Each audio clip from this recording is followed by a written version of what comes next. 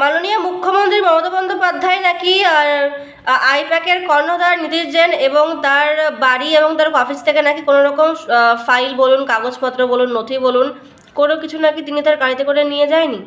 এমনই বক্তব্য রাখছে তৃণমূলের নেতা সব্যসাচী। তো দেখুন তিনি কি বলছে।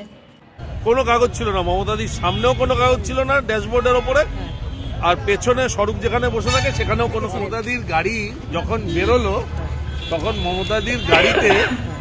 মমতাদির গাড়িতে আপনারা সবাই ছিলেন, আমিও ছিলাম। আপনারা সব মিডিয়া দেখিয়েছেন এবং আপনারাও দেখার চেষ্টা করেছেন। আমি যতটা দেখতে পেয়েছি নিজের চোখকে অবিশ্বাস করতে পারবো না। একটা সাদা টাওয়েল ছাড়া। তো এই সব্যসাচী ইনি বলছেন, টাইটেলটা আমি জানি না, যাই হোক, তো উনি বলছেন যে উনি নাকি ওনার চোখে নাকি উনি দেখেননি যে গাড়িতে একটা টাওয়েল ছাড়া নাকি কোনো কিছু ছিল না।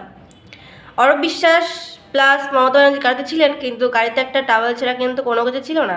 তো উনি নাকি এটা ওনার চোখে দেখেছেন। তো উনি ওনার চোখে বিশ্বাস করবেন নাকি অন্য কাউকে বিশ্বাস করবেন? তো আমার মনে হয় কি আপনার না ডাক্তার দেখানো উচিত। আপনি একটা কাজ করুন, আপনি না স্বাস্থ্যসাথী কার্ড নিয়ে ডাক্তার দেখান।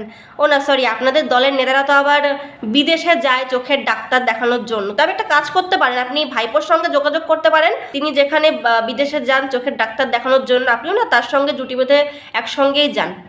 আর বলছিলাম কি যে যদি সত্যি সত্যি যান ডাক্তার দেখাতে বিদেশে, তাহলে একটু তাড়াতাড়ি যাবেন। হয়তো দেখা গেলো যে সবুজ ফাইলের এবং এই কাগজপত্রের সব রহস্য বেরিয়ে যাওয়ার পর হয়তো আপনারা সুযোগই পেলেন না বিদেশে চোখের ডাক্তার দেখাতে যাওয়ার।